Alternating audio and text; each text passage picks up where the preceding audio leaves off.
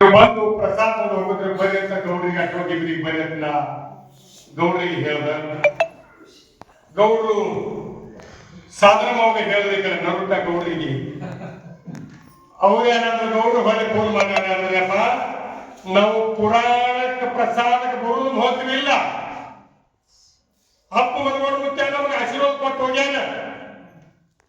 ಇವತ್ತ ನಾವು ನಾಳೆ ಬರ್ಲಿಕ್ಕೆ ಅವ್ರು ನಾಡ್ದು ಬರ್ಲಿ ನಾವು ಬರ್ತೇವು.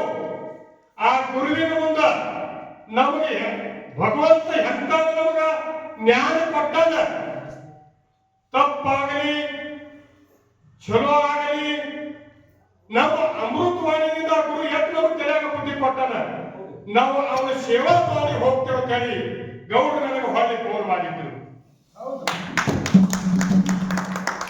ಅದಕ್ಕೆ ಗೌಡ್ರಿಗೆ ಏನ್ ಹೇಳ್ದ, ಇದು ಮಂದ್ರೂಪು ಮಠ ಆದ್ರೆ ಇದು ನಿಮಗೆ ಅದ, ನಮ್ದು ಯಾರು ಇಲ್ಲ.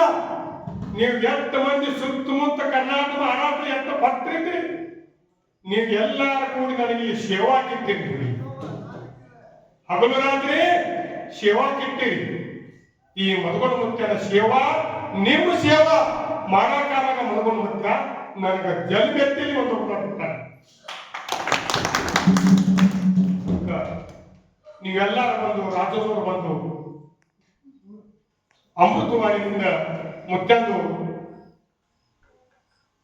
ನಾಲ್ಕು ನುಡಿಯವನ್ನ ಹಿತವನ್ನ ಹಾಡಿ ಮಧುಗುಣ ಮುತ್ಯನ ವರ್ಣನ ಎಷ್ಟು ಬೆಳೆಸೋದಕ್ಕೆ ಕಡಿಮೆ ಇದೆ.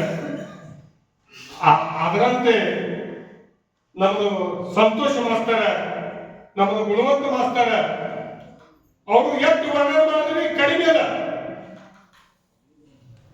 ಇಬ್ರು ಹ್ಯಾಂಗ ಅದಾರಪ್ಪ ಅಂದ್ರ ಜೇನ ತುಪ್ಪ ಹ್ಯಾಂಗ ಬೀಳ್ತದ ಹಂಗ ರುಚಿ ಕಡಿಗೊಳ್ಳವರು ಎರಡು. ಎಲ್ಲಿ ಕರ್ನಾಟಕ ಮಹಾರಾಷ್ಟ್ರದಾಗ ಮಧುಗುಣ ಮುತ್ಯನ ಶಿಶು ಮಕ್ಕಳು ಆಗ್ಯಾರ, ಎಲ್ಲಿ ಹಿನಾತಕ ತಳಗ ಬಿದ್ದಿ ಅಂತೇಳಿ ಕೈ ಎತ್ತಿ ಹೇಳ್ತೀನಿ.